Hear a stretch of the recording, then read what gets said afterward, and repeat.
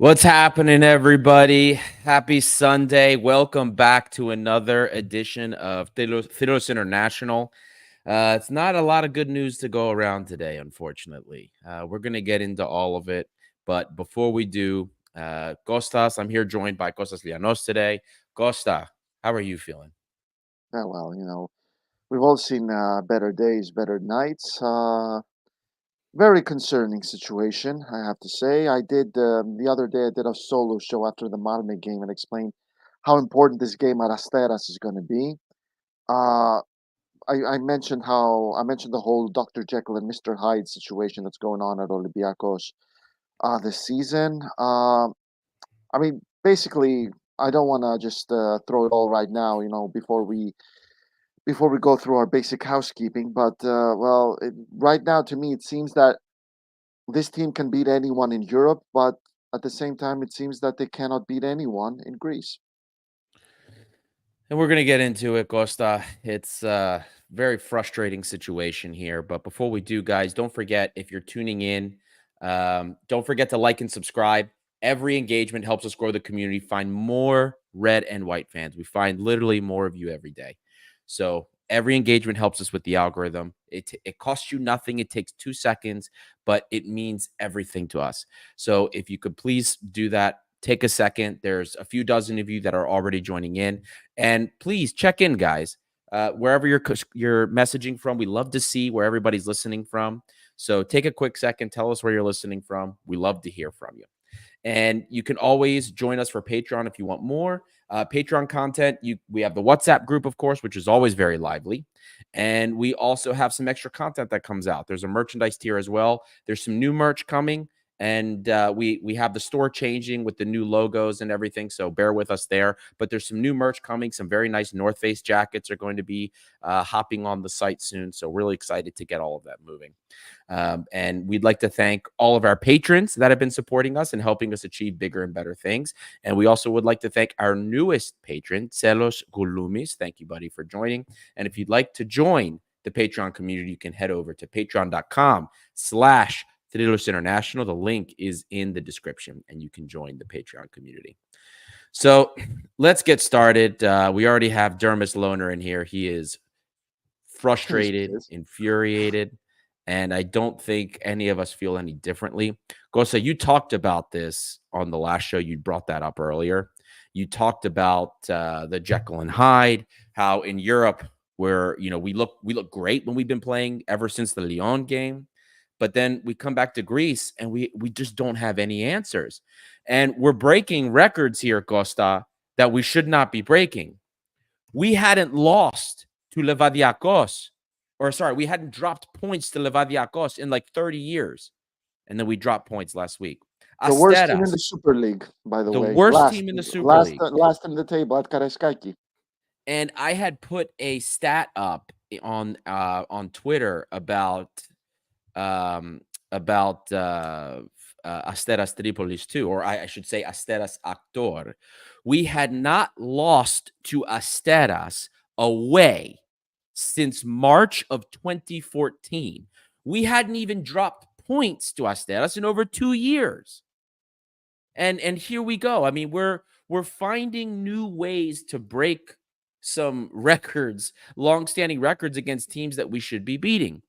And there's not one thing that is at fault here, right? And it's unfortunate too, because I know a lot of people were hoping maybe the basketball team would lift our spirits, but they went and lost to Panathinaikos just now. The only Olympiacos team today that did anything were the U19s. They managed to win 1-0, continue their streak against Asteras. Papacanelos assisted Lamin Silla. And, they looked great in their first youth league match. They demolished the Estonian side. They've looked great all season. They've conceded, I think, 2 goals. It 2 was goals so far, Costa. It's just the That's it. absolute symbolism of this season. The only Yeah. ones who are bringing it for the team are the youngsters, both in the senior level and at youth level. Everyone else is just like I said. I mean, it's great that we're winning in Europe. It's absolutely great. It's not a given. I mean, look at all the other Greek clubs. I mean, it's absolutely not a given. But this is not what Olympiacos is. Olympiacos is the kind of team that needs to dominate in Greece, and they need they need to impress in Europe. That's the literally the identity at Olympiacos. Like I said, I look at this Olympiacos team and I think to myself, yeah, they could beat anyone in the Europa League. But then I look at the same Olympiacos team in Greece, and I'm not convinced they can. I feel like I'm not convinced they can beat anyone. Dropping points against the worst team in Greece, losing to Asteras Tripolis like it's nothing, completely unable to win derbies. Derbies are a coin toss now. Winning derbies is a big if now. We don't win our first derby until late in the season, just before the playoffs. The last 3 seasons, really. I don't get it. I Yeah. really don't get it anymore. And this is something that's at fault across the entire club, from top to bottom. There's no one excluded from this. It's great that we Yeah. won conference, but and I said it many times. We can't go on like the Greek national team, 20 years on. Oh, we won Euro 2004. We cannot just go the next 20 years saying, "Oh, we won the Conference League." We need to build on that. I said it before that we need to start acting like European trophy winners, and we're not. It's great that we beat Braga. It's great that we beat Malme, but dropping points against Levadiakos, losing to Asteras Tripolis, not being able to beat one of the weakest Panathinaikos teams in many years. Come on, Yeah. come And Costa, I think uh I mean it's again there's not just one thing at fault here, right? There's a couple things. But we first need to talk about some of the decisions that were made with regard to the squad list today, on. because you brought it up earlier. The youth are kind of the positive parts right now. Papa Canelos, even if he didn't have a great preseason, and even if we know what his faults are, holding the ball, dribbling the ball too much, has more of what we need going forward than some of the other guys that are available. Like, he has a skill set that's not available to us. Bakulas is another option in the midfield that probably should have been there, would have provided you with energy, and isn't afraid to get forward either. But instead of bringing them along, instead of bringing Doy and using Doy in the midfield, what was your starting midfield today? Besides rotating up top, we had Kostulas behind Yaremchuk. Um, we had Stamenic and Garcia starting as your midfield duo. Now, first of all, neither one of them have looked good this season. Neither Yep, one of them. yep, And both of them were brought in to fill that 6 role. Now, we're playing against Asteras, Costa. Even if they were playing well, why are we lining up with 2 sixes against Asteras of all teams? And then you see them in the lineup and you know what you're getting. Yeah, I mean, we knew as soon as we saw it, like, this is not going to go well, and neither one of them played well. This stubbornness by the coach to play his guy Garcia and Stamenic instead of using more positive figures. Now, I'm not going to blame him for not bringing Muzakitis. That kid needed a rest. He's played nonstop. We have the cup game coming up. Muzakitis needed a rest, especially considering the games that are coming up. Fine. I'm okay with that. But playing, what have you seen from Stamenic and nothing? Absolutely nothing. And you're running with both of them in the midfield? You know, and then our defense, Costa, was thin, super thin. We elected to go with Rodinei at the wing again and Costinha at right back, which meant Apostolopoulos was playing left back. We had one sub for defense. Of course, though, we had the Pirola and Francisco Ortega were They're injured out. from that All we had Malmö was game. Biancon. No, we're not Yeah, bringing Kutsidis along. yep. No good see The this. some very questionable things here. Now, this lineup should have been more than enough to beat Asteras, but very questionable things here. And then the substitutions later. But I, some of these decisions by Mendeleev are just, they're mind-boggling. I don't get it. I don't. I wish I could understand. He has all the answers for Europe. He has all the answers there. But then when it comes to Greece, I have no idea what he's doing. Even some of the substitutions. Stamenic came off, fine. That was a great sub to make. But he left Garcia on. A player that offered you absolutely nothing. Nothing. It's It's just becoming frustrating, Costa. I don't get it. to I be don't honest. get it. To be honest, some people in England are asking me about the Europa League, and because Olympiacos they're doing so well, and there is a lot of confidence that we could finish at least in the top 24. How do you beat Olympiacos? They asked me, and honestly, I mean, every team Olympiacos will face in Europe, in the Europa League, will fancy their chances. Everyone fancies their chances against the Greek team, so they are going to go for a goal. They are going to go for a win, especially now that the league phase is not that. It's not like the group stage where you can strategize about where you can drop points, where you're happy with a draw. You always need to go for whatever is best, because it's really hard to strategize where you're going to finish. FCSB, they're going to fancy their chances. Karabag will fancy their chances. Twente will fancy their chances. Rangers will fancy their chances. Porto will fancy their chances. None of those five will sit back. But honestly, I tell them, sit back. You want to beat Right. Olympiacos, sit back. Yeah. Because we can only play high press. If you sit back, then the high press is useless. There's Yeah, nothing we can especially do. if you have no way to get over the low block. Costa, I also want to bring in a third opinion here. Costa with a C is joining us. Uh, Costa, Because uh, I know that you're probably feeling about as great as we are, considering what's going on with basketball and football today. But we've been talking about. We started off talking about some of the decision making in the roster by Jose Luis Mendilibar. While we're on that topic, do you have any thoughts on the squad list, what you saw, and kind of the decision he made to start with Garcia, Stamenic in midfield? First of all, I think it's a very rough weekend to be an Olympiacos fan, particularly after that basketball game and the way we lost, hands down. Panathinaikos are the way better team right now. Reminds me a little bit, but this is perhaps the only hope I can take from today, is that they look like we did last season, where we were the team and Right. they were still trying to gel and bring in, they brought in lots of new players and they were still trying to figure it out. And I think Barzokas is trying to figure it out still as well. And it will take some time. Just quickly on basketball, we've got a very difficult couple of games coming up, playing Real Madrid on Tuesday, again at home, and then Barcelona on Thursday, again at home, before we play AEK away, and then Panathinaikos, I think, again at home in the EuroLeague. I need to double check that last one. So really tough stretch of games coming up for the basketball team. Yeah, it was hard to watch. Football, I listened a little bit to what you guys had to say. Totally in agreement with regards to the midfield. For me, Stamenic and Danny Garcia should never be putting on a red and white jersey ever again.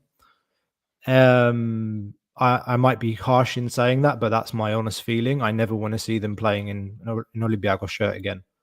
And it's not their fault entirely, but they're just not good enough. Not Right. good enough. Costa said that, Olympiacos is a team that's expected to dominate in every game in Greece. Didn't look dominant. I mean, Nope. the goal was against the run of play. We had chances to score. We didn't. It just looks like, this Olympiacos team, it just feels like when we've got our backs against the wall in Greece, when something doesn't go our way, if we go 1-0 down, or, it feels like we could play 100 years, or, we Right. could play for two games, like 180 minutes, and we won't score. That's what it feels like when we've got our backs against the wall. When something goes wrong in a game in Greece, you're just like, where's the goal? Where's the goal going to come from? Who's going to make something happen? The only game plan it seems that we have in these games is play the ball out to the right and let Costinha and Rodinei try and do something and cross it in. Right. And, normally we've got two forwards in the box and they've got five defenders in the box against our two forwards. So it's got to be a pinpoint cross a la Beckham. And then you've got to hope that El Kabi doesn't hit the bar when he heads it like he did today. But, I just want to say something about the youngsters. I think it's what's the word? Like kadadyare, guys. Like we're just like hoping for everything from our youngsters. Like Right. Costulas was our best player today for me, but I don't take that as a good thing. Like Yeah. he's great. Like he's so talented. I love his passion. I love his not just that. Like he's got so much ability, but that shouldn't be the way it is. It shouldn't be that Right. Costulas is our best player on the pitch. We should be integrating these players a little more lightly than what we are today. And I agree with you that Bakulas for me is much more the type of player I'd like to see in midfield than a Danny Garcia or a Marco Stamenic, even Papacanelos. But I don't think that's the answer, because then you're just kind of dumping. That's where the whole pressure discussion comes into it. It's like you can put a player like Muzakidis into the team, and he'd be the one youngster that for me is miles above everybody else in midfield, and he deserves a starting spot. I was sure of that during the summer when we were talking. But then all of a sudden you're like, okay, hang on. Having 3 or 4 under 19s in the team, something's gone wrong, or somebody's not making right choices. So today's a game where your back's against the wall, you're coming off a shit result in Greece, and what do? You rotate the side heavily. So like Christopher Velde all of a sudden not good enough to even be on the bench. Nope. Doi wasn't there either. He didn't have any suspensions or anything. Okay, again, maybe insofar as the midfield discussion is concerned, I agree. I agree that he could be playing a role in midfield, but I don't know, man. Something has to change. Sergio Oliveira, no time today. If he'd have come on, I would have expected him probably to come on as a 10. He's not a 10. Right. So, yeah, the coach needs to figure something out in Greece, man, because we can't continue like this. I'm not so worried about the derby games, because the derby games, those teams have their game plans, and it's not always park the bus. So I expect those derby games to be competitive.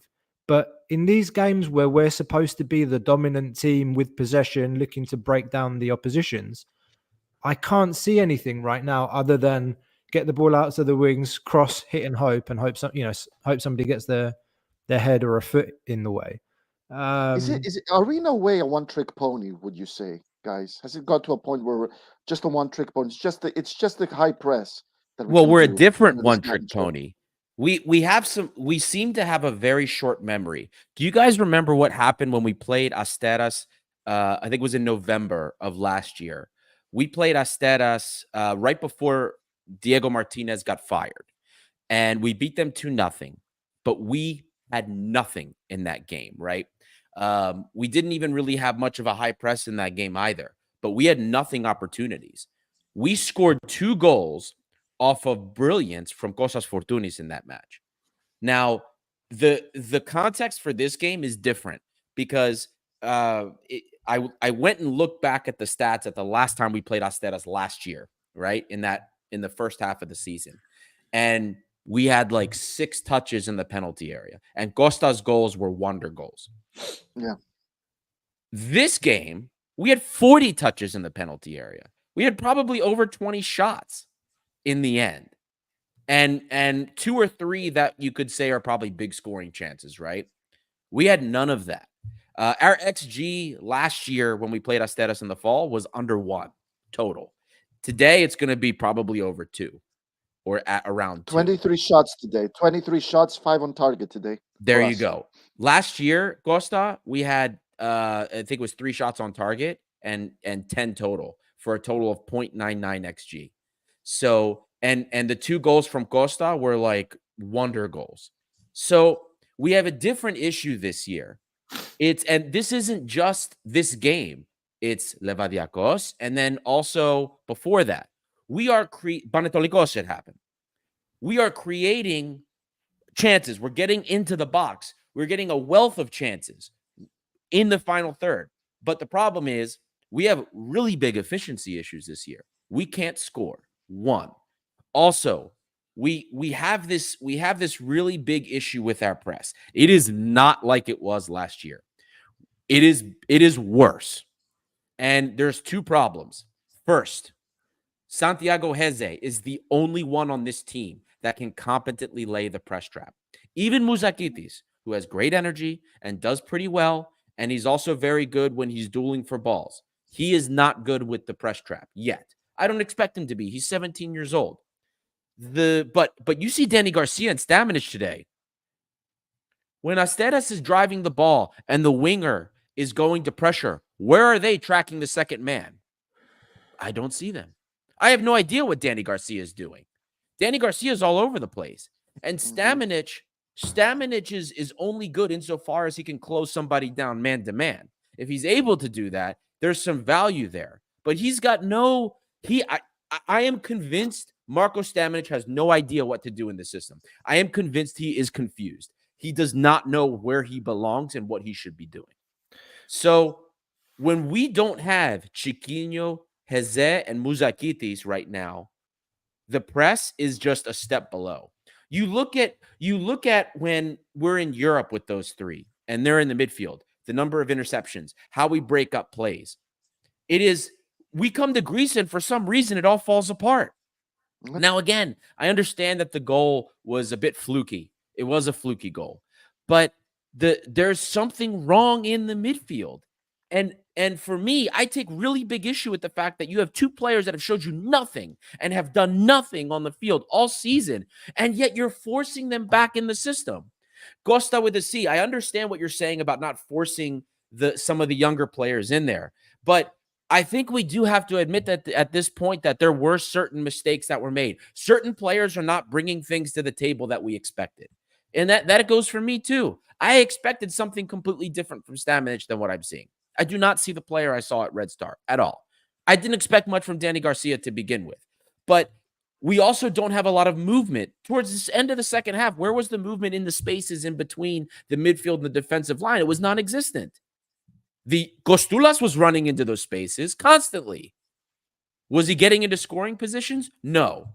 I saw that was a critique. But was he coming back to get the ball and help move? Yes, he was. And that's what I want to see. I want to see the energy. I want to see people moving. And the youth are doing that. So, God damn it. If I have to have 3 U19 kids in there that are going to run their asses off, I'm going to put 3 U19 kids in there. Because what are the other ones doing? Nothing. Insofar as being capable of giving what the manager wants on the pitch, maybe you're right. But by the way, Bao Coffee 1-1, 78th minute. They just equalized. Costa, to be honest, can I be really honest with you about that? I don't care about the other guys anymore because we are so bad so far this season. I don't care how many points they throw. We are so disappointing. Like I said, guys, show me every team in Greece. I am not convinced we can beat anyone. But yeah, do you want to talk some real talk? What θέλεις? Do you want to talk some real talk? Is Willian a flop? So far, yes. If he leaves tomorrow, he's going to leave as a flop. Look, here's the thing with Willian, though. Was he the problem today? No. Didn't offer anything. He didn't offer anything. He didn't offer anything at all. But do something, man. Do something. 45 minutes on the pitch. What did he do? Nothing. He did nothing. What did he do? He did nothing. I'm going to be honest with you. Against the mid-table Greek side. I'm fed up of these star players that supposedly have come in, and they think that playing in Greece is like walking on the beach. Right. I'm with you. This attitude too much, and I'm fed up of it. I'm with you. And if that's the attitude, he should go. But the guy has played, including his minutes he got today. Has he even played 200 minutes this season? And maybe that's on Mendilibar for not, and maybe this is the point. But if this is how it's going to be, it's Oh, wait. The excuses are running out, man. The excuses are running out. I agree. The Mendilibar giving the players 4 days off and 3 days holiday and going to Dubai and going to the islands. I'm starting to get really annoyed. And I don't know if it's the fault of social media and whatever. If they go on holidays, maybe better they don't post Instagram pictures. Okay, now I'm telling them what to do. I shouldn't be, but I'm fed up. So you got 4 days holiday. You came back and you drew with Olympiacos. Yeah. I'm a patient fan. You And are. I'm a You patient are. fan. You are a patient fan. Yeah. There's fans already saying Mendilibar needs to go. Kala. The, Because the, I'm there's so many managers waiting in the wings. Look at yeah. Man United. Look at Chelsea. Look, yeah, of course Enzo Maresca now is a success. But when he joined in, imagine there were so many managers that turned them down until they finally got to Enzo Maresca. Anyway, if Man United and Chelsea can't find a good manager, imagine us if Mendilibar Right. leaves. Here's the thing. We are very lucky right now that it seems like nobody really wants to win the Greek league. Like Bach just I mean I don't understand. I They can't just believe ate they just it. shat the bed. They But just ate you it. know, Panathinaikos They Aris was could a still draw. draw and turn. Yeah. Ike just lost. Ike lost Yeah. yesterday too. We're not the season isn't over yet. I've been seeing people say the season's over, it's done. Thank God that everybody else is struggling because the season's not over. But if things do not improve, if Mendilibar doesn't figure this out, then we will have problems down the line. We will. He has to figure it out. I completely disagree with anybody that's telling me we don't have enough quality to win the Greek league. If we have the quality to win in Europe, we have the quality to win in Greece. A different approach is needed. And that's on Mendilibar to figure out. There are players that are underperforming big time. For me, Yeah. Stamenic and Garcia, goodbye. They should be done. That's it.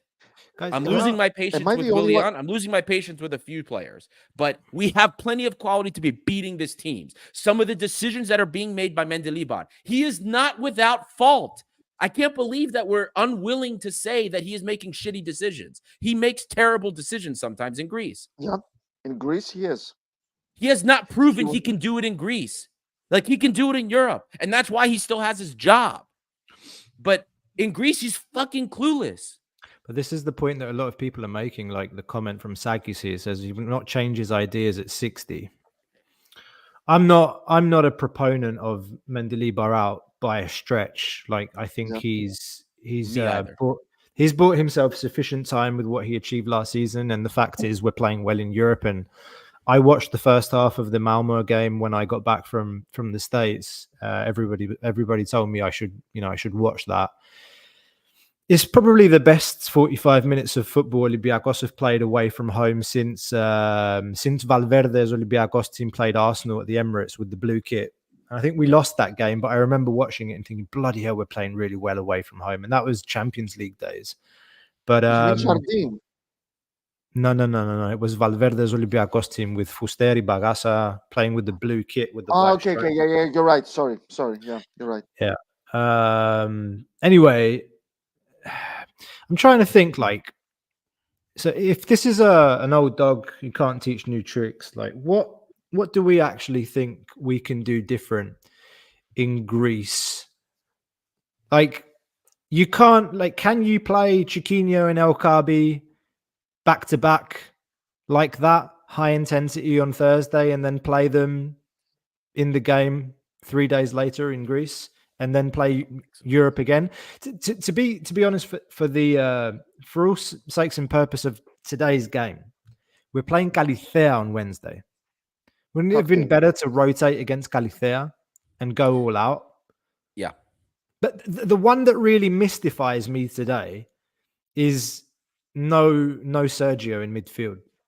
It worries me because it makes me think that he sees Oliveira as a 10, which he's not. In his system, no way. I quite like Kostoulas in that role that he played today, where he can press and he has some freedom.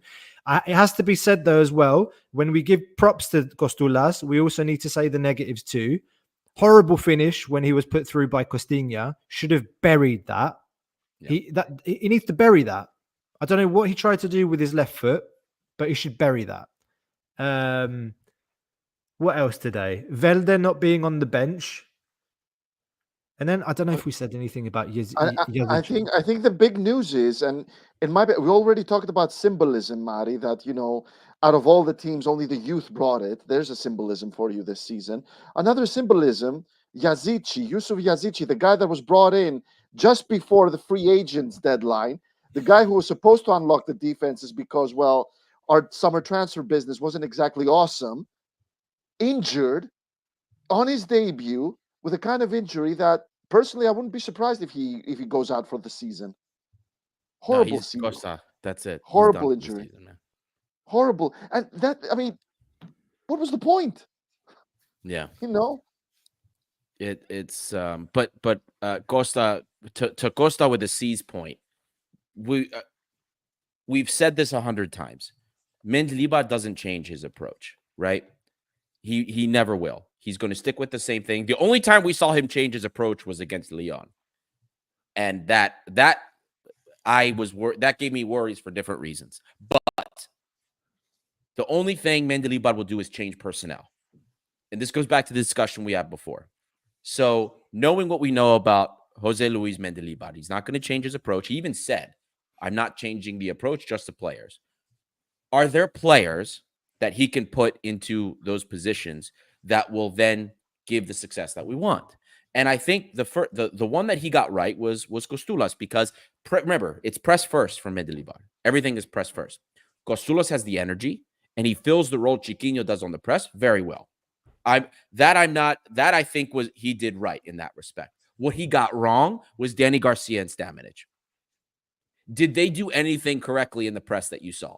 Because for 90 minutes, well, Stamenic got subbed, but for the time that they were together, it was disjointed. Now, did Asteras threaten us that much? No. And again, their goal was a little bit of a fluke.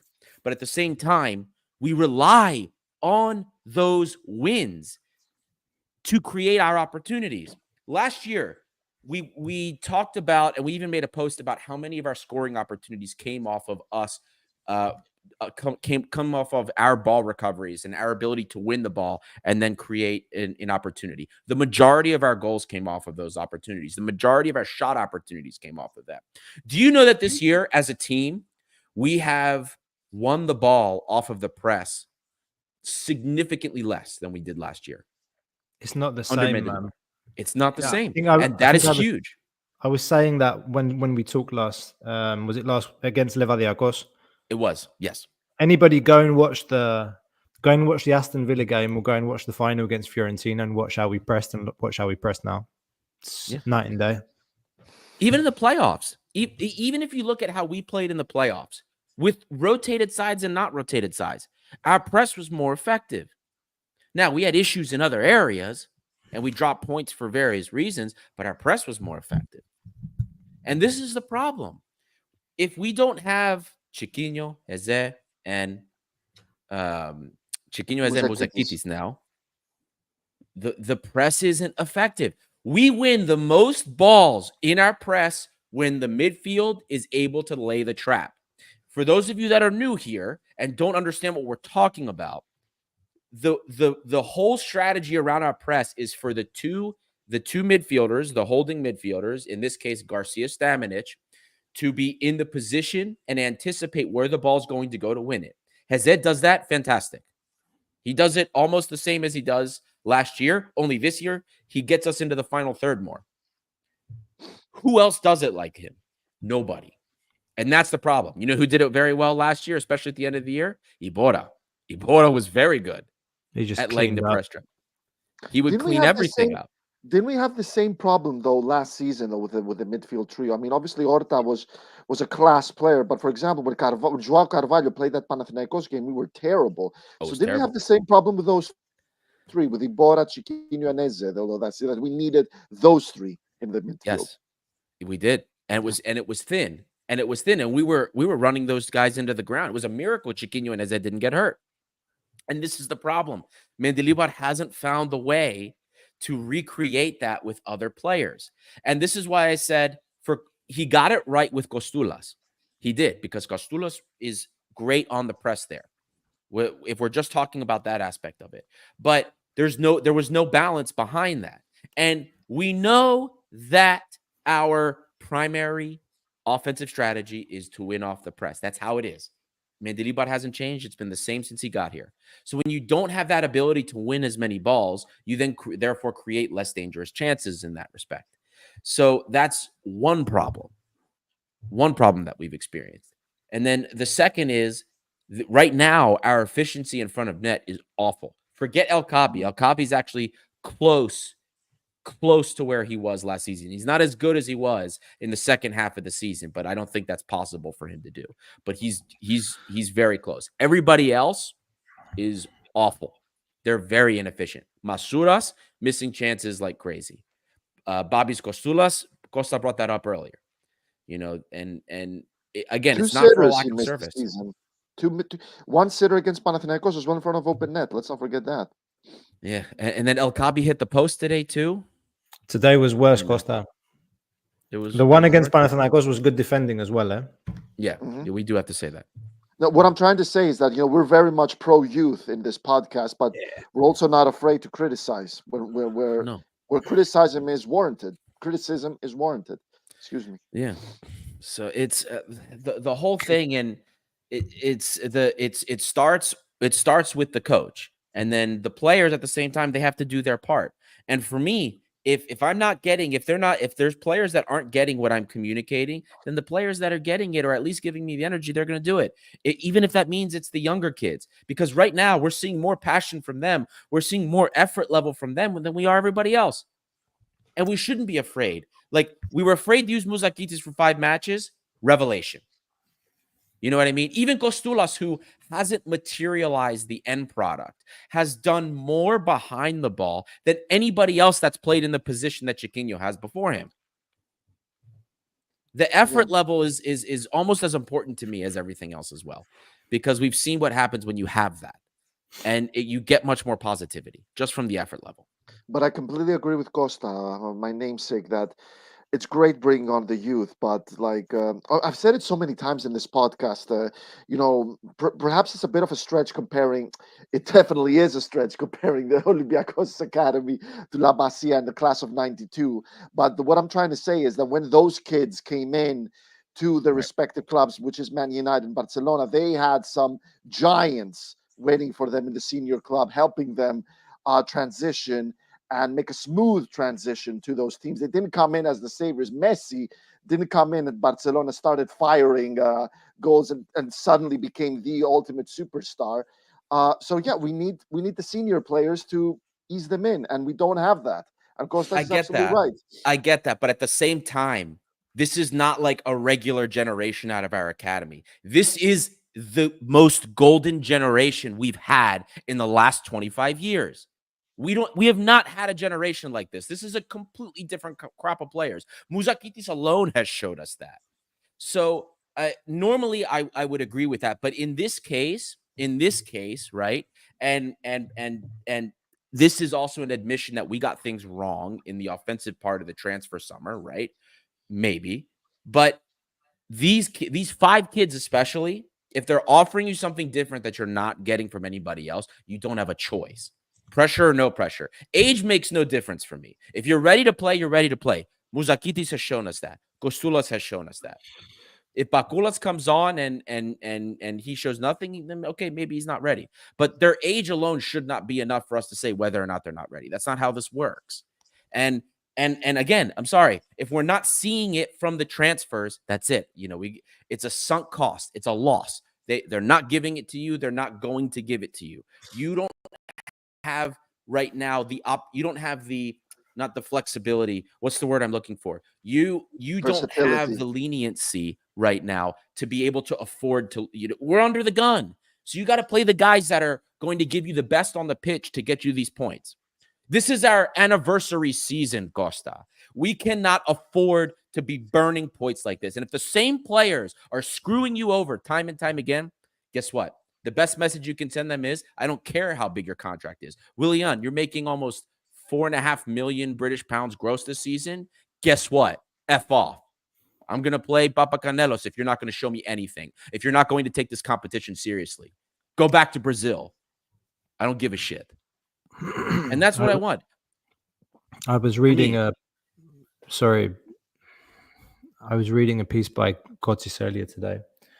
And it was talking about how the manager had a one-on-one, like one of those one-on-ones that are written in the media from time to time with Willian, and how he asked Willian to step up. And in the piece, the journalist, he starts writing about how Willian doesn't exactly fit the system or what Mendilibar wants to play. And I'm not sure he wanted to write that, but he did, because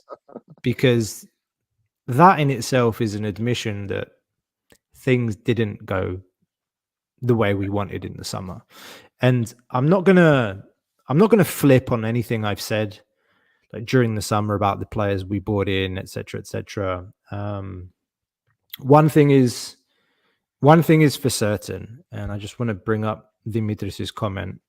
And I think we have danced around this topic on this podcast and in our Patreon chat. If you're not Patreon members, you can get more information in the description below. A lot of talk about how Fortunis in this type of game, you kind of alluded to it already, Ari, from last season's game against Asteras. You just want somebody to take the ball and make something happen. Do something. Someone unpredictable. Otherwise, all that happens is cross after cross after cross after cross. Just like, and if it doesn't work on the right-hand side, we play it back to the midfield. We try and switch over to the left, and another cross comes in. And it's just like, you can see it happening. Like, fast forward, I know what the end result is.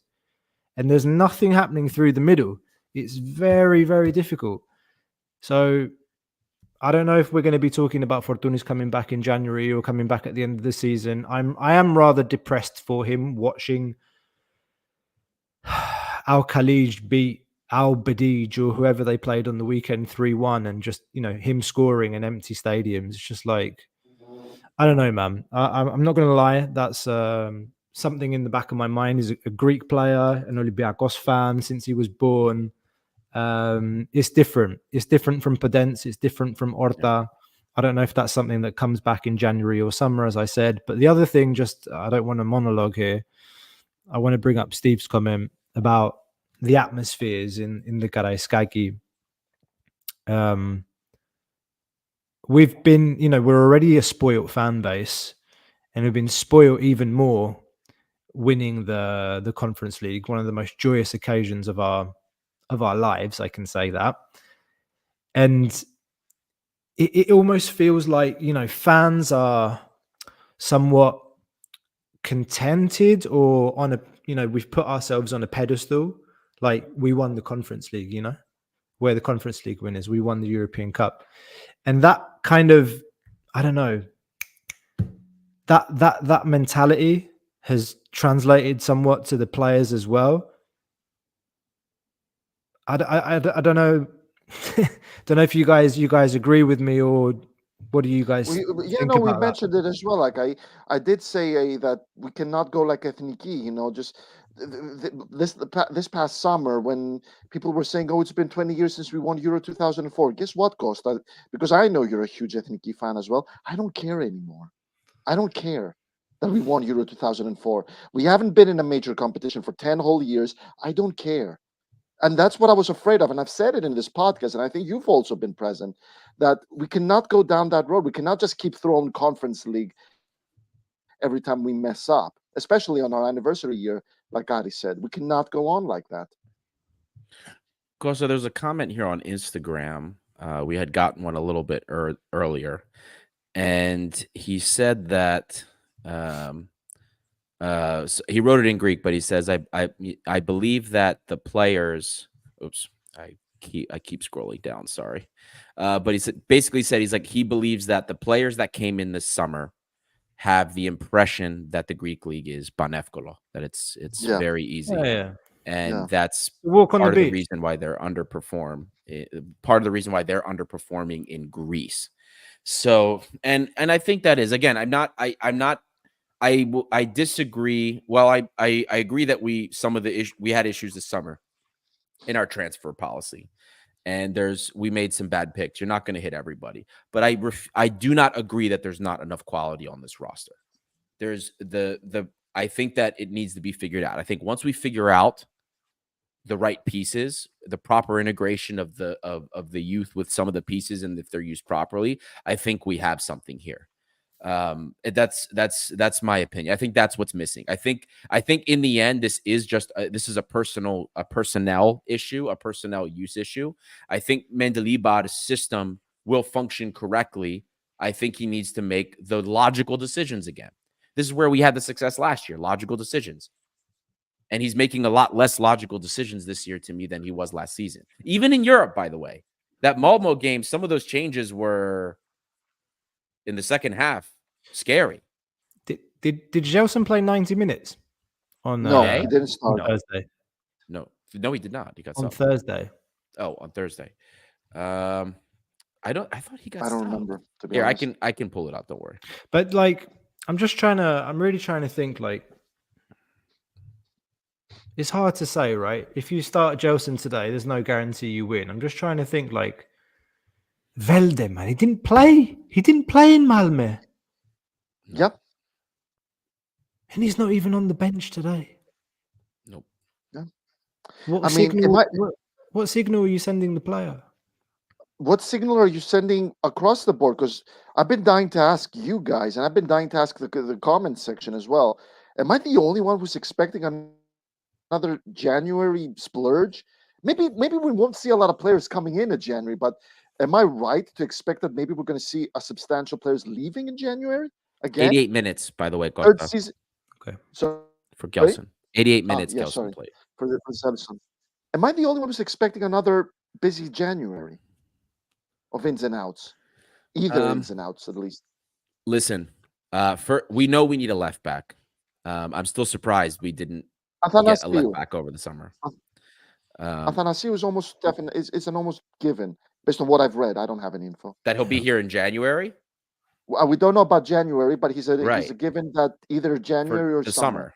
Well, I think Yeah. they're going to have to try to figure out how to bring him in January because Apostolopoulos is just not. It's just not. Even Ortega, man. Like I have my issues with Ortega too. A lot of games, he's the worst player on the pitch, and that says something. In a game like today, where you want your wing backs up there, Yeah, that's what you giving want. something in attack, putting balls into the box. Apostolopoulos not the kind of player that's going to give you that. In a game where you're fighting, scrapping in Europe, he did all right like last season when he was called upon, but it's just not that type of player. I think I've certainly known that from day one. He's not going to be able to give you that. Right. That's something that you're expecting from an Olympiacos left back. Yeah. And so there's one. That's one, right? I think we now know we need another kind of playmaker in the final third, right? Since Yazici is gone. We kind of touched on this like indirectly here and there, but that season-ending injury, the guy that we were hoping would help us unlock the defenses in Greece, he's on the field for what, 10 minutes? And then that happens. So that's gone. So you need one of those, I guess. And honestly, man, in the winter, it's Danny Garcia, Stamenic. Cut those contracts. I cut his loan tomorrow. So do I. Go back to Forest.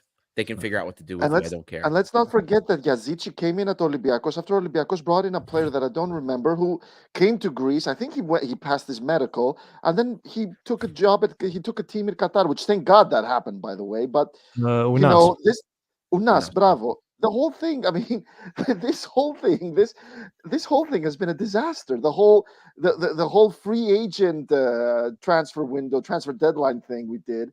Whole thing was a disaster, absolute disaster. Yeah, I should be smiling, but And then the player that everybody got upset with that Panathinaikos signed, Unahi, he hasn't done anything for them since that one game he came on. His first game, he looked pretty good, and then he's done nothing since then. So that just goes to show all the targets we were looking for, that playmaker position late in, after the deadline. None of them really had anything. Now we know why they didn't get any offers beforehand, because maybe in the end there wasn't much to them. I will say this though, and this is something I think that we've people have talked about, but maybe have not been so direct about it. But you look at some of the signings like Sergio Oliveira, right? And the fact that he's being used in the way that he is, they're just clearly not what he's meant for in the pressing role, right? It kind of goes to show you that perhaps either the profile that Mendilibar wanted was either misunderstood by the individuals that are getting the players, we'll say the backroom staff. Either the profile that he wanted was misunderstood, or that player was brought in and maybe Mendilibar didn't really want him in the first place, because the use of Sergio Oliveira it's just not congruent with anything that we expected.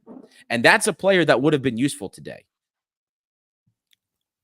in these types of games. So it's just very mind-boggling, unless there's something else going on. But that's just these are issues. These are issues that are clearly plaguing the system big time. But the thing is, guys, as well, we are officially without a league win in October. Officially. Yeah. No league win in October. Very bad. Atromitos was the 2-0. That was before the international break, right? Yep.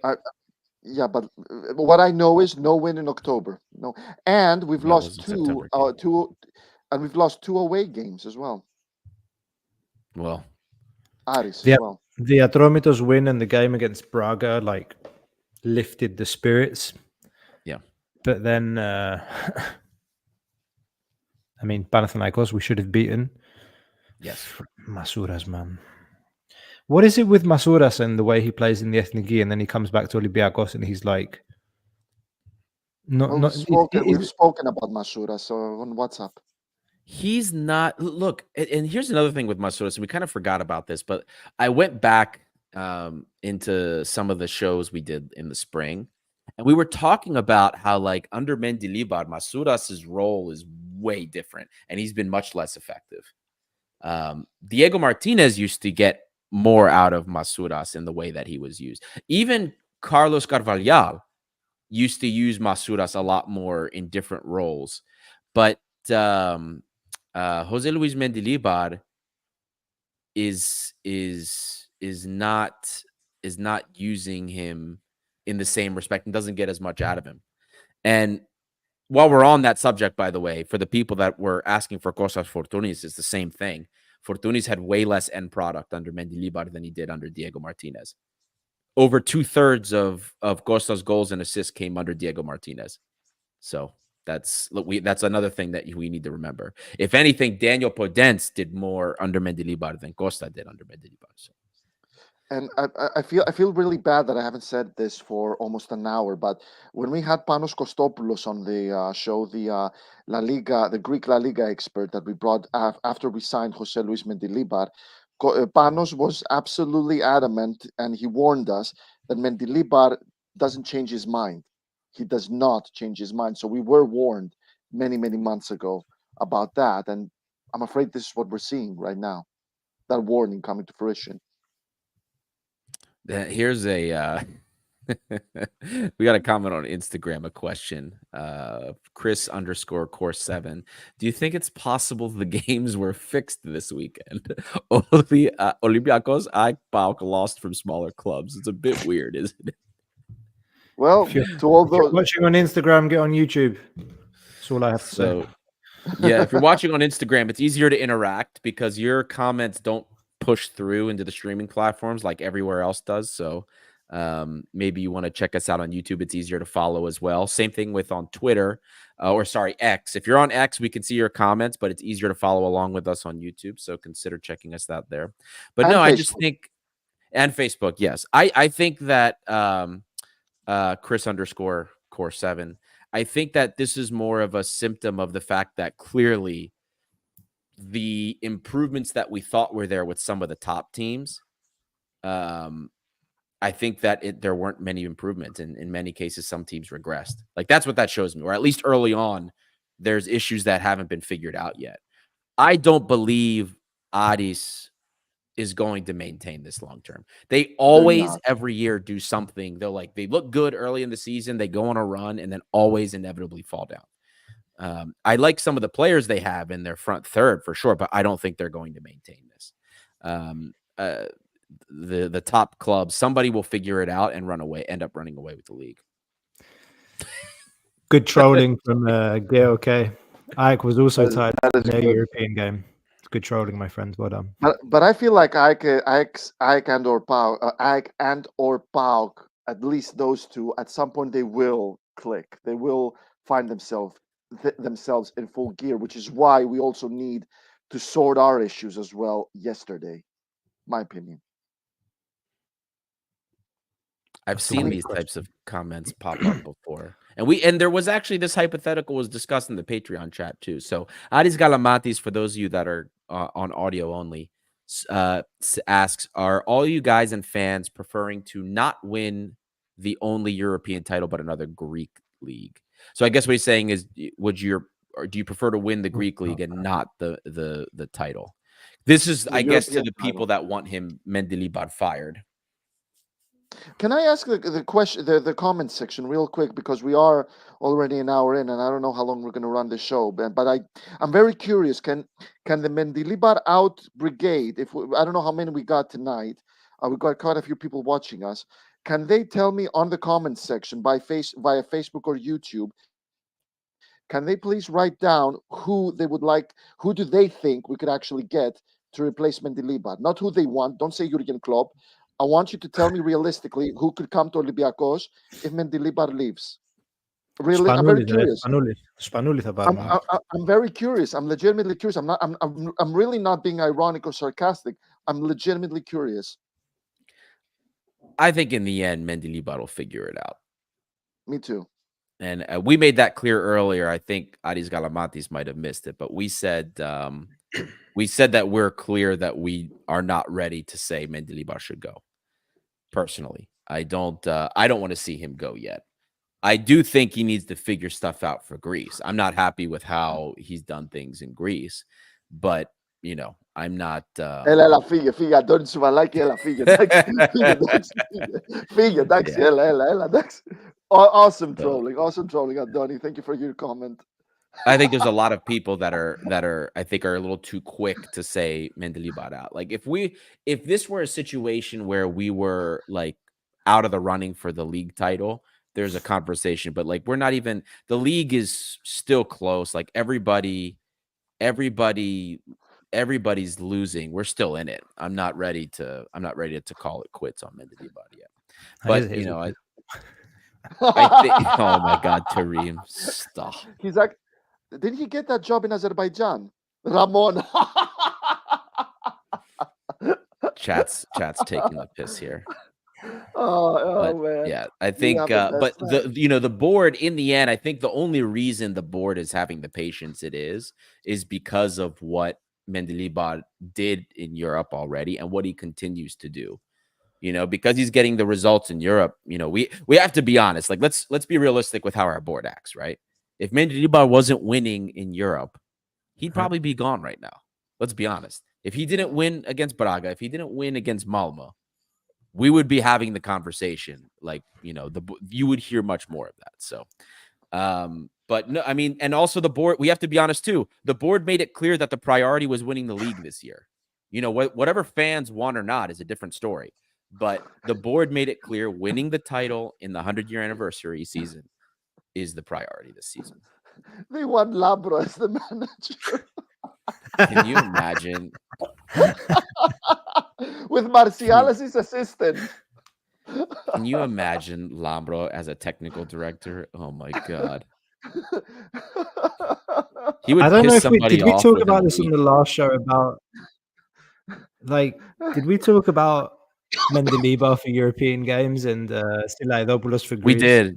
We did. We talked about it before. Because you brought it up in the chat. You're like, I wish we could have Silaidopoulos coaching Greece. I swear, man. We don't need to look for a new manager. We just need to tell Mendy, go to Bolivar or Nalu and go for a drink, and then on the weekends, then come back midweek for the European games. Let's Silaidopoulos coach on the weekends.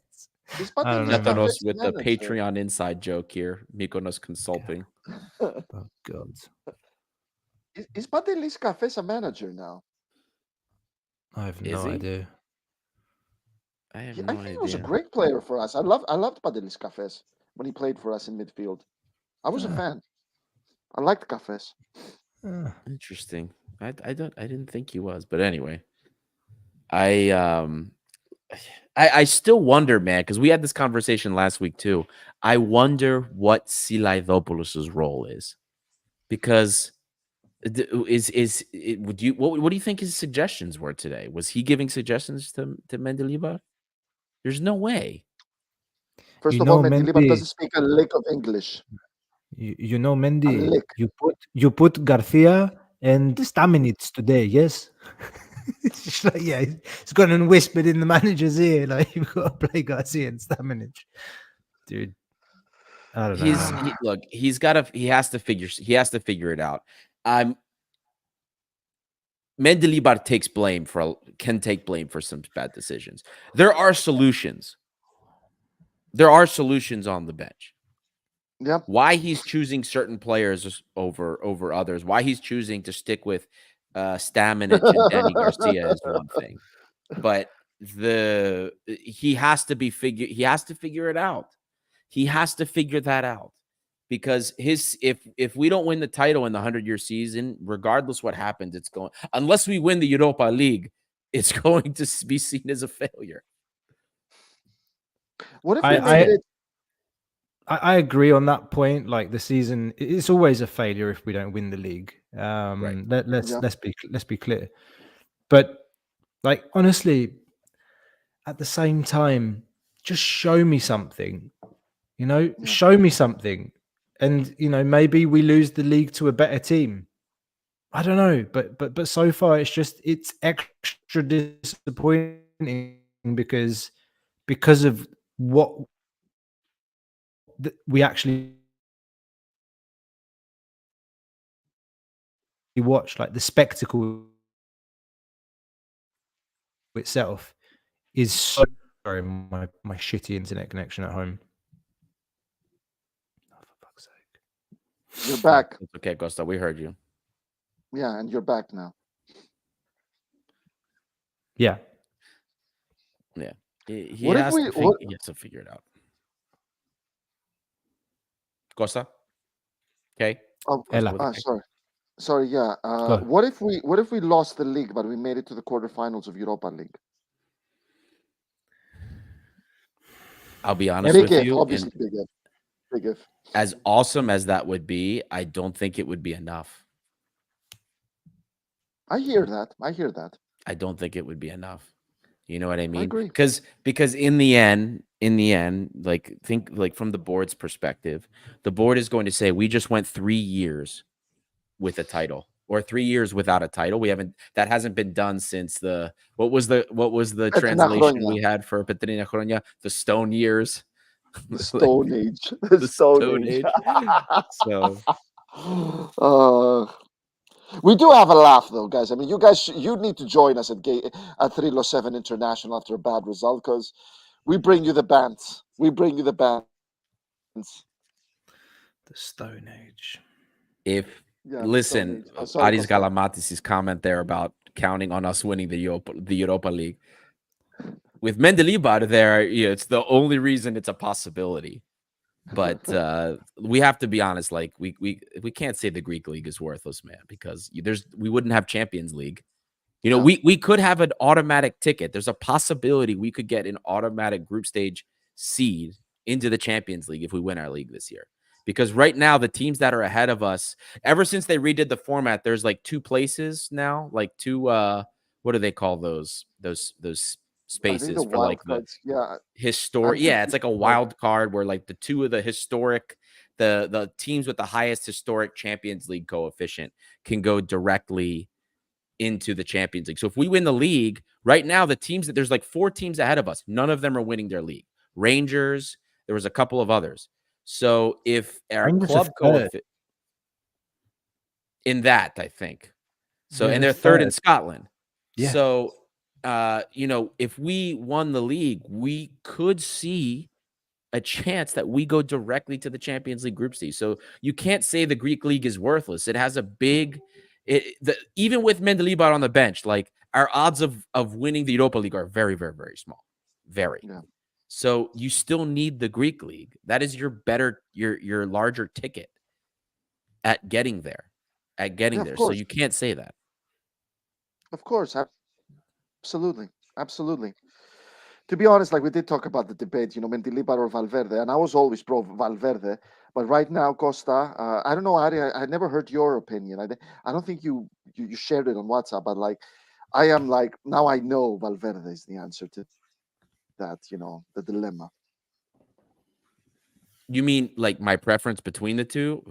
Yeah, like I was saying, this dilemma, how they say Pacino or De Niro, Valverde or Mendilibar. Oh no, I was very Ernesto's that's my. Yeah, You don't get Ernesto. Mendy without Ernesto, and Ernesto changed so much about this club. So like, Yeah. it's for me, it will always be him. Plus, I'm going to be Mm, honest with you. As much as I love Mendy and what he's done, the type of football we played was completely different. Even though mm, we were high press, but like Ernesto knew how to like make us play like the team that should be dominant, right? mm. The possession, we can't compare the possession ball of Ernesto to the more direct philosophy of and press first philosophy of Mendy. It's completely different. So Mm. I don't think I don't know. But would we have ever won a European title under Ernesto? Like, do you think we win if he comes last season, end of last season? Do you think we win the Conference League? Of course, man. It's Ernesto. Ernesto, I love him. I absolutely love him. And Costa, like, I mean, we met him as well, and he's such a cool guy. I love him from all aspects of him. But Yeah. when it comes to Europe, he was a world class bottler with us and Barcelona, world class. So it's one of those things, man. It's like but I will never forget like some of those games that we would play with Ernesto Valverde, they were like beautiful. Like the way we played, the way we would move the ball around was just amazing. You know what I mean? Like Just go on YouTube and type Olympiacos Benfica English commentary. I remember that. Exactly. Like this, I was thinking about this right before GOK put it about the Metalis game. Man, like that was a game we should have won. Like we were dead by the end of that. But like, oh man, I remember that. Tyson played against us in that game too. Tyson. That was to me. That was Valverde's worst result throughout his entire Olympiacos stint. Even worse than Anorthosi, in my opinion, because that was just such a waste. Such a waste.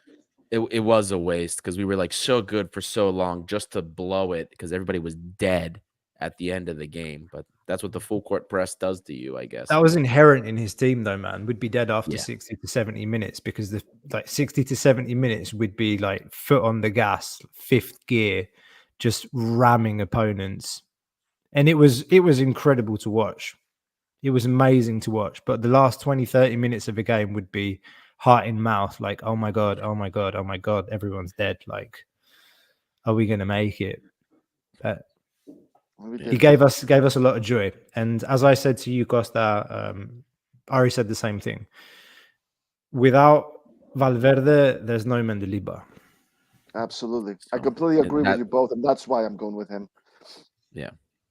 But, there's some people, Aris Galamatis takes Mendy. That's fine. There's no right answer. There were a lot of people in the Patreon chat that took Mendy too. So I get it. Yeah. I get it. I get it 100%. When does when does Mendilibar start to get in real trouble? I mean, he's going to make the parelasi, as they say in Greek. He's going to make that. But when do we start to actually hit the panic button? Or when does the board hit the panic button? If he doesn't make the top 24, he is like, if he doesn't make top 24 in the Europa League, maybe. Also, there's PAOK. We also have PAOK. Exactly. We've got Califea next in the cup. I expect to see players like Bakulas and Papacanelos play. They better win on my birthday, dickheads. Two legs.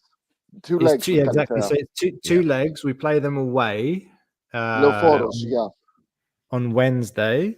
And then we play Ceres at home before we play Rangers. Rangers at home on the 7th, and then we play PAOK right after that. Balk Yeah. travel to United to play in Manchester, and so they're going to England and they're traveling. They're coming back. We're playing at home, but we're traveling up to Saloniki, whatever. And then we're playing AEK after the After the break, international break, and yeah, then FCSB. yeah. If he doesn't get results against Rangers and Balk, pressure's on, and he has to beat AEK at home.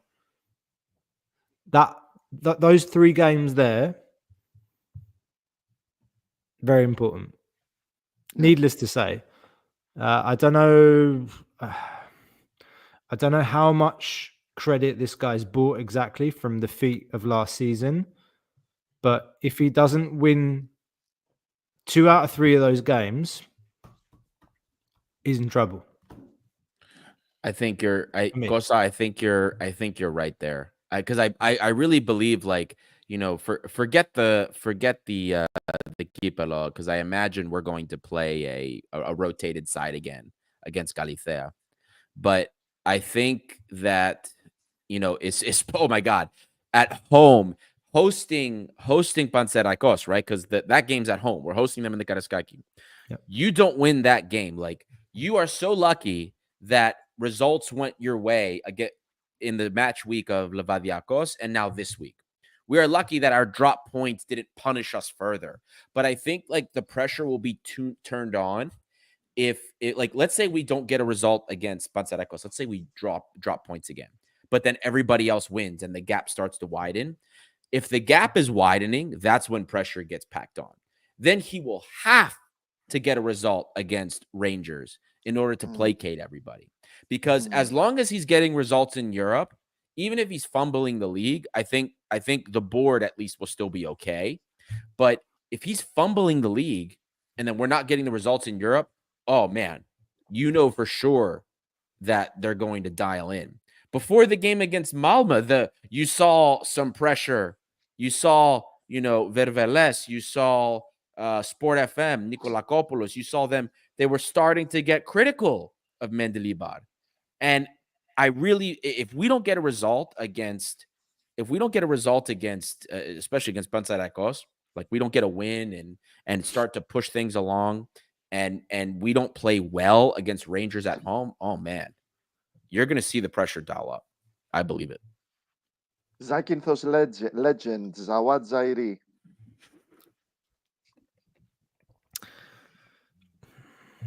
But that's No, I how I agree see with it. you, Ali. No, probably. I think Pauk might be the swan song if he doesn't show anything before Pauk. I think Pauk could be the swan song. You're absolutely right, Costa. Look, I also think that bout game what happens regardless of the result, the pressure will come depending on where we will be in the league. Like, if let's say we lose the Bach, but we're still within a couple points of the league type, like the first position, I don't think you're going to see much pressure on him. Not, at least not the type that I'm envisioning. We start to see that, oh man, we're back, because we're 3 points back now, right, from Aris, because Bach lost, so Aris should have 18 points after the draw. We're 3 points back. That's, if we go like 6 points back, maybe 5-6 points back from the title, you're gonna see pressure dial up on Jose Luis Mendilibar. And Aris Galamatis' comment is right on. Like, if he gets the derbies right, it's gonna be sailing. But if we start to see that we're moving 5-6 points back from the top, then that's when we're going to see some of these issues start to pile up. But, if he keeps doing what he's doing and he's getting results in Europe, it'll placate everybody, just like it's been so far the last couple of weeks. So, yeah. I just want to end this discussion as well. Like, is it the board's fault? Is it Mendy's fault? It's everyone's fault. It's everyone. never Everyone, exactly. Bravo, Costa. Mendilibar is not without blame. He made some really bad decisions today. And if you don't believe that, then I don't know what else to tell you. But Mendilibar made some really bad decisions with the squad list and with his starting lineup today. That is his fault. That he takes home. But that doesn't all of a sudden exempt the board from the mistakes that they made waiting too late to bring some signings. So I think, For some reason, people feel like you have to blame one person, you can't blame another. Absolutely not. Yeah. You know, Yeah. especially some of the players who just against Olympiacos, almost all of them that just shut off after 2-0 up. They share blame too. You know, you're a professional. See this out. What are you stopping for? That, you know, Willian, this is your job. You're not here for a vacation. Take it seriously. We saw what you did for Fulham for 2 seasons. We know there's a player in there, even at 36 years old. No, what you did was unacceptable. Absolutely. So, no, everybody gets a little bit of blame. I'm sorry. The board gets some blame. The players get some blame. And Mendy gets blamed for the stupid decisions he made. He can make dumb decisions. He's not infallible. And I hate that. I hate when we see people saying that Jose Luis Mendilibar does everything right and it's just the roster. No, the roster has problems. But Mendy also makes stupid decisions. Yep, he did. Absolutely. So, that's it. Do you want to play a game? What kind of Sure. game? Maybe this is something fun to kind of close the show off, since people are kind of vying for blood as well in these kind of circumstances. Let's go. If we take the transfers, all the players that we signed this season, let's rate them out of 10 so far. Okay. You got the list up? I'm sure we can remember. I'll get it up. Yeah, okay. Get a list up and Let's start with Danny Garcia, -4. Zero. Yeah, zero. Zero for me. Easy 0. Yeah. Free, not Iborra replacement. I mean, we knew that probably wouldn't be the case because we kept saying, like, he's a different type of player, dude. This guy was like a leg breaker. I was watching him in the scouting report, and I'm like, this guy's like, it just murders people. I don't get like a calming vibe like I did from Iborra. But no, 0 so far. Absolute 0. It's amazing how much media just doesn't help itself sometimes, and the way they put themselves in a position by comparing Danny Garcia to Vicente Iborra. And okay, it took Iborra till March, April to really show up and become a stalwart in the team, a player that you don't take out of your starting 11. But how on earth you have the balls, the cojones, to compare a player that's won 4 European titles to Danny Garcia? Yeah, absolutely right. Absolutely right. Christopher Velde. Right now, so goal and 2 assists so far, even if people were still blaming him for Olympiacos when he got the first assist. I give him a 3. I knew he would have trouble. He's not doing super well. I'm going to do I'm like between a 3 and a 4 for him. Out of 10, right? Obviously. Yeah. 4. Okay, 3.5. I'll split the difference. 3.5. I'm on a 3. Yeah, we're all fairly close to each other. Yeah. I'm worried about him. I'm worried about too. him, to be fair. Like, I think it's a bad signal dropping him from the squad today. I think hopefully he should be back in against Galicia. We talked about it against Olympiacos too. I don't understand why he was taken off. Yeah. Yeah. I'm worried about him too. I talked to some people in Poland, by the way, that were very familiar with him when he was at Lech Poznan. And they are also worried because they said that, like, he's a confidence guy. And right now it's just like, it's not, when he gets into like a bad rut, it's like very difficult to get him out of it. So I'm worried mentally. Lorenzo Pirola. 7.58. I quite like that one so far. Yeah. Me too. It's definitely above a 5.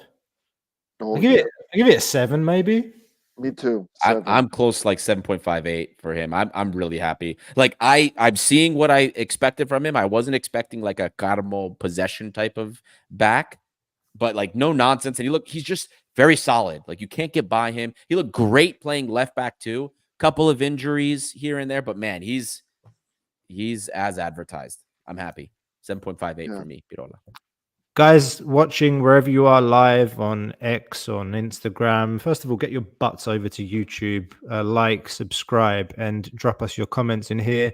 We're doing some shameless grading from 1 to 10, all the transfers. Come on, this is what you guys wanted. You guys wanted to bitch about transfers and, the summer transfers aren't good. Now's your opportunity, guys. Get engaged in the comments. Let us know what you think. Do you think Pirola 7.5 is good grade? Do you think a 3 for Velde is too nice? Come on, guys, get involved. Get over to YouTube, subscribe, show your love. Doesn't cost you anything, means everything to us. Ale. Come on, guys, let's help us out here. Well, Costinia, and I think that's a 9. To me, that's a 9. Oh yeah, 9. I might even go 9.5. I love Costinia. Fantastic. I give him an 8, just Yeah. to be different from you guys. But no, clearly the highest graded one. But Yeah, that's not even a summer shining. It's Yeah, I know it was a January, but he Right? arrived in the summer, so it counts. Yeah. Yeah, that's fine. Best signing by far for me, Costinia. Spoiler alert. Yeah, I have to do 9.5 for that one because he's been like, even like his game, like the one game we saw he played where he wasn't like amazing, he was still like solid in the back. You know what I mean? Like very low floor. Love him. Yeah. Now back to the not so amazing side of things. Roman Yaremchuk. Oof. Mm, 1 because he scored 1 goal. I'm about to say he scored a goal. He Gave gets us a win. Gave us a win that game. right. Yeah. He gets into some scoring opportunities, but like he just doesn't play well. You can't play him with El Kabi. He didn't look great with Costulas. I'm in maybe like the 2. I'm like the 2.5 for me for Yaremchuk. Who did he start? Who did he start on the wings today? Was Masuras and Rodine. And Rodine. So he Masuras was- and Rodine, yeah. So he was expecting a gassed Rodine and Masuras and Give Apostolopoulos Dani Garcia and Stamenic to give service to Yaremchuk. Yeah. Cyril, But- I'm like this one. This transfer is an interesting one because you really hope that this isn't a flop because it's a player that you played 3 to 5 million with add-ons. I think it is on a Yeah. 3 to 4 year contract. You really hope this one's not a flop. You need to support this transfer because I don't think he's a bad player. No. I don't think he's a bad player. Just he's not had a chance to get proper playing time, and he hasn't played with the first team. He's always played in some of these weaker lineups that we've fielded. Okay, I said it. I give him a 1 so far in terms of contribution, but I don't think he's a bad player. What worries me also about him is, like Velde, he's a confidence player. Yeah, exactly. He hasn't even played. If you include today's minutes, I think he might have played 200 minutes so far this year. So he really hasn't played. There's not a nice sample. But anyway, that's if we're basing on what we've seen so far. You mentioned it on your scouting report, Ari, about Yaremchuk, about the war and what kind of a his mental family. impact that has. I mean, I look at other Ukrainian players like Zinchenko as well, and they are amazing players, but they're not bringing it, and that's not because suddenly they're bad players. It's because imagine this going on at the same time, and it's horrible, absolutely horrible. Yeah, you could go home and then a fear is that you get a text that somebody, like a family member of yours, is dead. Like, come on, Yeah. this is a real thing he has to deal with. So Absolutely. anyway, it's what can we say? So moving along now, Willian, I give him a 1. 1 out of 10 for me. 0. Today was bad. Today he was bad. I mean, there's games he's played in the past where it's like, I don't think he's looked awful. So I don't know if he's another. I'd probably do like a 2, maybe a 2. I'm But utterly, 0. I'm utterly disappointed with him so far, mate. It just looks like, I don't know. It's like it looks like he doesn't want to be there. Almost like, or like he's bigger than everything out there, which maybe he is, but nah, mate. Like James syndrome, baby. Aguilera. Oh, 1 cheeseburger. I don't think he's as bad as Garcia, though. That's why I wouldn't give him a 0. Well, I give Yeah, him and but at the same time, like I wouldn't rate him better than Yaremchuk because at least we got a goal from Yaremchuk so far. This is So this is the only thing that he's contributed, which is fair Yeah. enough. Like he got that steal high up the pitch, and then he was gassed after that against Braga. And that goal against Lyon that didn't count because of a fraction of offside. oh yeah, that's right. I forgot about that. That it was a bit lucky, though. It was. Was a that bit the lucky, deflected goal? It was, yeah. It was Yeah. a deflected goal, yeah. And the fraction of the offside that was like ahead of the play too, like 10 years later. Anyway, yeah. So Sergio Oliveira, that's also a 1 for me. You know what? There's nuance to this, though. There's a little bit of nuance to this because while I agree that he hasn't been great, his usage has been mind-boggling dumb, in my opinion. So, like, if that's my critique about Mendilibar, like this is, but and maybe Mendy didn't want him, or maybe this wasn't the profile that he really wanted. So, like he hasn't been great, but I don't necessarily put all of that on him. So maybe I give him a 3.5. Oh, that's very kind. Costa? 3.5. Hello, man. I'm just getting my battery. Yeah, man. 3.5 is me. So Sergio here we're having 4s. Yeah, 3.5 for me. Yeah. I like that you're throwing the top 5. I like that you're trying, to get it just right.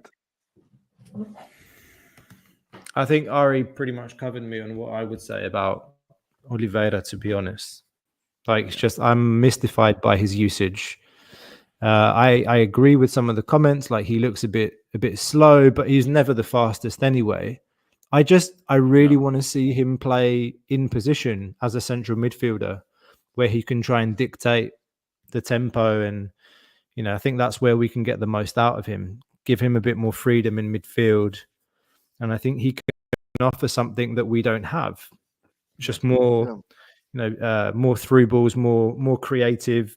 You lose something in terms of the press, and that goes back to what Ari's saying about what Mendilibar wants from his 2 central midfielders. Maybe he doesn't get that from Sergio Oliveira, and maybe that's not, maybe that's why he's not playing in central midfield. But then, like, he doesn't bring that as a number 10 either. So bad transfer.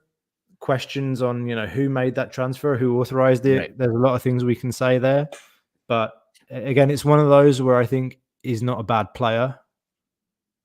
You just haven't seen anything from him yet. Right. Yeah. Plus, I mean, set pieces. The guy's really good on set pieces, Yeah. and that's something Olympiacos don't have when they attack. He's a presence in the penalty area. He's got a nice long shot too. Like, you look at this game against Asteras, and it's like, man, this is a guy that's an extra body you can get in the box, who's physical, gets height, he gets headers, and he can also rip a shot. Like, anyway, I don't want to get into the rabbit hole again, but that's like another nonsense issue that made this feel so nonsensical to me. What's next, Costa? Well, obviously, we did sign Alexandros Anagnostopoulos, but that's an NA. I mean, he's the 3rd choice goalkeeper. Yeah. So there's no rating there. Marko Stamenic. Is Danny Garcia worse than Stamenic is the question. Like, which one do you hold? Well, he gets a 1. He gets a 1 because he's better than So I'm gonna do 1.5, and the reason is because I do, even though I haven't seen any of what I hoped, my biggest, and probably this is what annoys me about Stamenic the most, is that Stamenic was the one transfer that we had, or one of the transfers we had that came in this summer, where I saw in terms of the value in the press, I saw something that was way more valuable than what we've seen. Somebody that I thought, based on what we saw at Red Star, he was aggressive, could win the ball, pretty good intercepting, but he looks pretty lost. Now, he's decent when he's got the ball at his feet, and I really do believe that if we put him in the Chiquinho role, I think he would be a decent body running and pressing with that energy, but we have seen nothing from him. So that's the only reason he gets a 1.5. Otherwise, he would be a 0 because he's been pretty bad. But I actually think that we would see better from him if he's further up, like pressing and running at players in the 10 role for under like what Chiquinho does. So that's nuance there. What do you think, Costa? Yeah, I think he's been disappointing, to say the least, since he joined. I recognize that both him and Garcia had early injuries in preseason that set them back. But, on the one hand, you're talking about a 34-year-old Danny Garcia and a young, what is he, 24? Like, not even Stamenic. 22. He's 22. It's like, Yeah, he's young. mate, I don't. When you're 22, you've been out. Okay, you've been out for a month injured, but it doesn't take that long, like, to get back to full fitness, really. Right. Maybe like even at Red Star, he wasn't as good as he was in his second season. It's an adjustment thing. I don't know what it is, but I haven't seen anything from him that resembles the player he was at Red Star. So in my mind, it's a dud of a transfer, knowing that he's a loan too, and that after the loan he's not continuing here anyway. So I see it worse than Garcia in that sense, from that perspective, that he's blocking an entry into the first team to a player from our system. So it's a 0 from me. Yeah. David Carmo. I He's give him a not at the 7. level. I give him He's a not the level he was 7 last year. because our defense did improve after he rejoined us. So it was really bad. Our defense was really bad before Carmo did return, and we saw that when he returned, it did improve. Yeah. It's not awesome. It's not perfect, but Derechos and Carmo are back. It did improve. He's not the same Carmo we had last season so far. 7 from me. I agree with you, Costa. He did improve things. He does improve things because he's a good player. He's not at the level he was last year. We've seen some pretty bad man marking mistakes from him. But I'll say this, and like I see 7s coming in. I see an 8. Carmo is going to be more of a 6.5 for me. 6.5 because what I've seen so far this year, Retsos is the more important piece than Carmo is. We look way worse when Retsos is not available than when Carmo is not available, in my opinion. Yes, Gio. Yes, Gio. But then again, Carmo hasn't been out when Retsos has been out as well. That's also true. That's also true. So and today's also the first game that Carmo Retsos conceded a goal since they played in Greece. Birmingham against Aston Villa. By the way, fun fact. Yeah, it's the first time we Carmo conceded a goal with Lyon. those two as our centre back pairing since Birmingham. Yeah, that's mad. We had 3 at the back with Lyon. Retsos didn't play. Yeah, hang on. Oh, sorry. You're right. You're right. Lyon. No, Retsos played, but we played the back 3. You're right. But it was it was a back 3. Yeah. But anyway, regardless, I do 6.5. 6. I'll say 6.5 for Carmo. And I think the final transfer is actually Yazici, which NA. I mean, NA really. Yeah, NA. Like, come on, like. The poor guy, like, tears, like, what luck, man. And that kind of feels like how things are in Greece for us. You know what I mean? Like, what is that luck? What that goal we conceded today? Come on. Yeah. Unlucky, dude. I mean, there's nothing. I mean, it is unlucky, but like a lot of 1s and 0s and 2s whilst going through our summer transfer window. Not good. Not good. Achilles Bells here. Opa, we lost Costa. But yeah, like, I mean, Adi, lots of 1s, lots of 2s. That's not good enough, is it?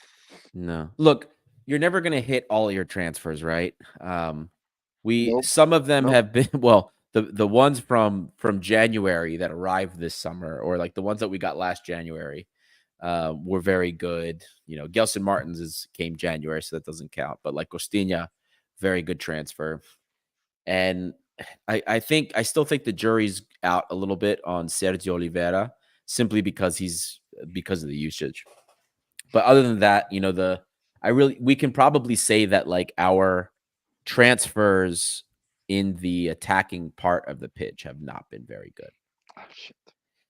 So I think that's it's one of those things. But in terms of the manner of the business that was done this summer, like not bringing in 25 players, and I prefer even if we didn't hit on all of them, I prefer what we did this summer than last summer. Less loans, younger players like Birola coming in, like younger players, younger signings that have a future here beyond this season. I prefer those than what we were doing before. Like you guys remember the summer before? Hallsgrove. What was that other goofball? We were just talking about him from Blackpool. Joe. No. Oh, Winger. Josh Bowler. Josh Bowler. That was it. Like, come on. All those guys we brought in. Holy cow. Hola. That's Guys, my thing. By the way, comment section, we're not that kind of podcast, so take it easy with Yazici. Not that kind of podcast. Jesus. I saw that people were earlier, the Okide comments about that. I should have expected that. I didn't see that coming. Anyway. Yeah, not that kind of pod. Not that kind of pod. In my opinion, there's absolutely no point in player rating in a man of the match or coach's grade. Literally For no today, point. We did something better. We did something better today. Yeah, much better, Gusta's right. Yeah. F Hey, and look. Everyone was crap today, in my opinion. So look, I actually. Oh, sorry. did I miss Did I miss the No. manager's ratings? Is that what I missed with No, my we didn't do that. with my You can wonderful tell us. version Wi-Fi connection? Oh, you can tell us if you want. You can give us your rating, but I give him an F, and I don't think I have to say anything else. Yeah, F from start to Yeah, finish, man. F. Yeah. Like, Yeah, I agree with that. Can't give a Z or an M for men. we got look, we have the cup game coming up. It is the 30th, which is my birthday. We better get a win on my birthday or I'll be really unhappy. So, and start to bring things back in the right direction. Then we play against we said Asteras, right? At home. Asteras at home, yeah. Yeah. 2 wins. No excuses. Anything else and it's absolutely ridiculous. At some point, Ike and Park will kick into gear. I really believe it. They are going to. Question is, how long until we do? Can I tell you something, Costa? Like I think it's Ike is even if they start scoring more goals, they do not look good for me. Like I worry when I watch them playing defensively. Balk, I think, is going to be the more likely one to run away with things. There's issues with Lucescu and Savidis and the Sun, is what is being said in Salonika. But also, guys, let's not forget that Ike haven't lost at home since we beat them. They still haven't lost at home since we ended their undefeated run in Greece. Obviously, I'm talking Greece. They haven't lost yet. Balk, you're talking about? Ike, they haven't lost at home. Oh, Ike. And let's not forget they haven't won a game in their new stadium in Europe either. Haven't we won as many games? Someone did it for them. Someone did it for them. The only Greek team to win in Ike Arena. Well, didn't they win a qualifier? We'll never get old. That will never get old, guys. Oh God! All right. No, I don't think they drew with the Dinamo Zagreb. I don't think they beat them. I thought they won one game this summer in They qualification. beat the mighty Noah. No, they didn't. Did they? No, they didn't beat Noah. Didn't they get knocked out? Didn't they win a qualifier before that? Before Noah? No, Dinamo Zagreb, they drew. That was what's his face? I'm forgetting everyone's name today. The Croatian defender Vida. He scored that big equalizer, didn't he? Wasn't it an equalizer?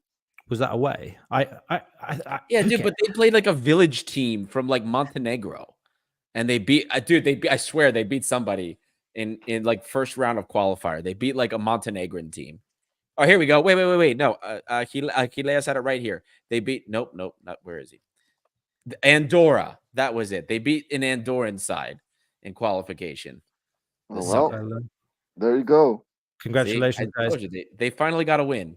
They've won as many times at home as we have in their home. in Europe. in Europe. Oh God. Oh boy. Al Capone is joining us. Carlos done The Greek Galacticos of Philadelphia. 1-0 against Noah's Ark and then 4-3 against the Eskimos from God knows where. Welcome, Al Capone. What a legendary comment to start. First time You I've see, seen- join Trilos International for some shits and giggles to make you feel better after a frigging Andorra has horrible more than one weekend. team. apparently, man. That's a good question. God. All right, guys. Do you have anything else you guys want to get off your chest first before we close up? Someone was asking me for basketball commentary earlier, but I'd rather finish on a positive note. Right, send us home, man. All right, guys. Don't forget, there's almost 300 of you still with us right now. Hit that like and subscribe button if you have not done so already. We had a lot of people actually tune into the show today, but only 40 likes. So only 40 likes so far. Guys, please hit that button. Help us find more red and white fans. A lot of fun stuff coming up. Thank you again to everybody that voted for us. The Football Content Awards are coming up literally in less than a month. Costa, and I will be in London for that. We are super excited to do that. It's going to be so much fun, regardless of what happens. And we hope we are able to represent the Greek football community very well there. So thank you guys that you did that. Like and subscribe. Join Patreon. Check us out if you want to join the WhatsApp group. There's always nonsense going on in there. Share your opinions. Maybe you guys can help bring some positivity to the Patreon group as well. So do all of that. We will see you guys. Oh, go ahead, Costa. Okay. Oh, no, sorry about that. We're going to be at King's Cross on November 21 and Tottenham Hotspur Stadium on November 21 as well. So if anyone's around, drop us a shout. That's right. I will be there the day before. I fly in the day before on Wednesday. Me too. And I will be going to the Forest game, Forest Arsenal. So I'm excited about that. I'm also told that there's a positive correlation between the amount that people like this channel and these videos with the amount of times that we win. So just, before you go, guys, smash that like button. Not really doing so well on the winning front in the league right now. So. All right, guys. This is Trilos International by the fans for the fans. We will see you. Not sure if we're going to do a post-match after the Kipalo game. We'll see what happens, but for sure we will see you guys next week. So see you, everyone. Guys. Have a great rest of your Sunday. Bye-bye.